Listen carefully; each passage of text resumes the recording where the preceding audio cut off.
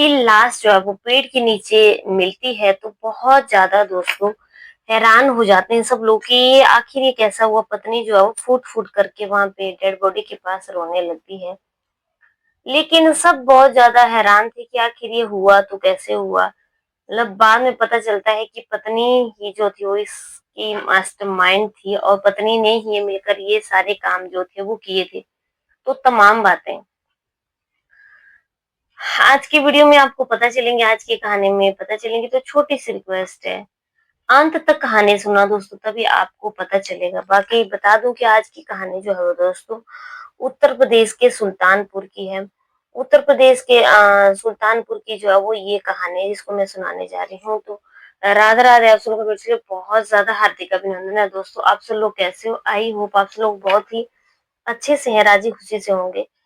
तो चलिए आज की कहानी की शुरुआत करते हैं। उत्तर प्रदेश के सुल्तानपुर के चांदा थाना क्षेत्र एक वहाँ पे लगता है, वहाँ पे किंदीपुर एक बाजार लगता है। गुरुवार को जो है वो सुबह गाँव में उस वक़्त बहुत ज़्यादा हड़कंप मच मच गया। गाँव में बहुत ज़्यादा हल्ला होने लगा और बहुत ज़्यादा लोग उस वक़्त जो है वो वहाँ पे इकट्ठे हो गए। जब उन्होंने 38 साल के महेश कुमार की लाश को जो है वो महुआ के पेड़ के नीचे पड़ी हुई उनको मिलती है, तो सब लोग हैरान हो जाते हैं कि आखिर ये महेश की डेड बॉडी महुआ के पेड़ के नीचे कैसे पड़ी हुई है और ये हो क्या गया और आखिर किसने मारा है? तमाम बातें सबके दिमाग में बहुत ज़्यादा चलने लगती हैं और रोना, चीखना, चिल्लाना एकदम वहाँ पे पड़ जाता है। अब वो पुलिस को सूचित किया जाता है। पुलिस की प्रारंभिक जाँच से पता चलता है दोस्तों कि महेश की जो है वो धारदार हथियार से जो है वो गला रेत करके उसकी हत्या कर दी थी और महुआ के पेड़ के नीचे फेंक दिया था। अब इस कांड ने जो है वो दोस्तों पूरे गाँव को स्तब्ध कर दिया कि आखिर ये कैसे हुआ और किसी को इस बात की भनक तक भी नहीं लगी कि ये आखिर कौन कातिल है महेश को मारने वाला। महेश के घर के लोगों ने बताया कि वो लुधियाना में जो है वो मज़दूरी करता था और 2025 की शुरुआत में अपने गाँव लौट करके आ गया था। वो मेहनत मज़दूरी करके जो है वो अपने परिवार का भरण-पोषण कर रहा था, परिवार को अपने पाल रहा था, कठिन मेहनत कर रहा था।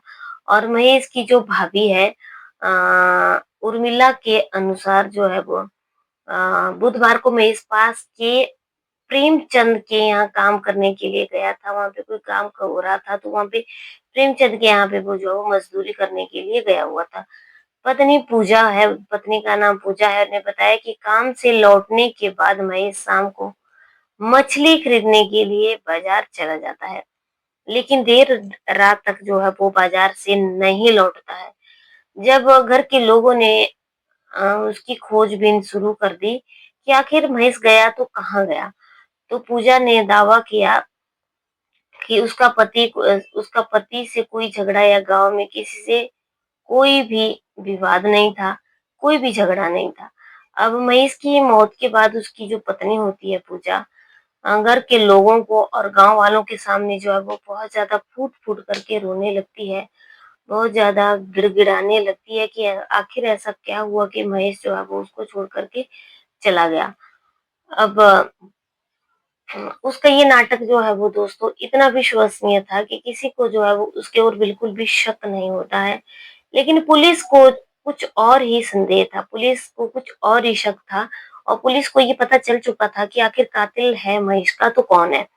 अब क्या होता है कि पुलिस अपनी जाँच करती है, जाँच के दौरान पता चलता है कि पूजा जो महेश की पत्नी है उसका गाँव में ही एक जयप्रकाश नामक के व्यक्ति के साथ जो है वो प्रेम प्रसंग चल रहा है।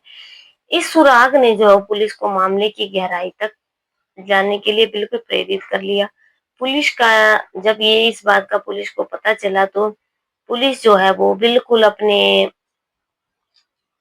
काम करने लग जाती है, अपने अच्छे तरीके से जो है वो फिर पूरी तरह जाँच पड़ताल करने लग जाती है कि किस तरीके से जो है वो महेश को मारा गया और किसने उसको मारा।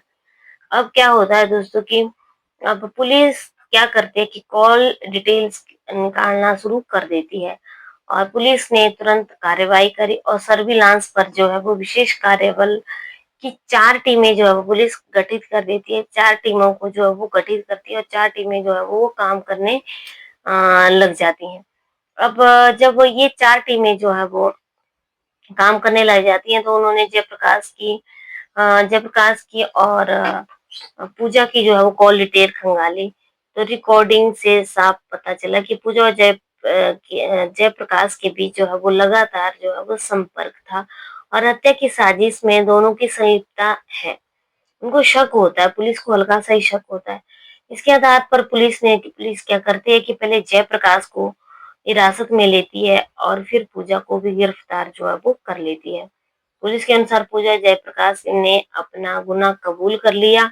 जब पुलिस ने उनसे पूरे सवाल जवाब पूछे तो इन लोगों ने अपना गुनाह कबूल कर लिया और सुल्तानपुर के एएसपी अखंड प्रताप सिंह ने बताया कि पूजा और जयसपाल ने मिल करके जो है वो महेश की हत्या कर डाली। हत्या की रात जयप्रकाश ने पहले महेश को शराब पिलाई और उसे नशे की हालत में ले करके आ जाता है और जब महेश जो है वो पूरी तरह से नशे में हो जाता है तो धारदार हथियार से उसकी हत्या कर दी जाती है। हत्या में इस्तेमाल जो हथियार होता है उसको पुलिस ने जो है दोस्तों बरामद कर लिया। सुल्तानपुर की जो पुलिस है उसने इस हत्याकांड का खुलासा करने की कोई भी कसर नहीं छोड़ी। शुक्रवार को पुलिस ने जो है वो इन दोनों आरोपियों को, पत्नी को भी और उसके प्रेमी को भी गिरफ्तार कर लिया।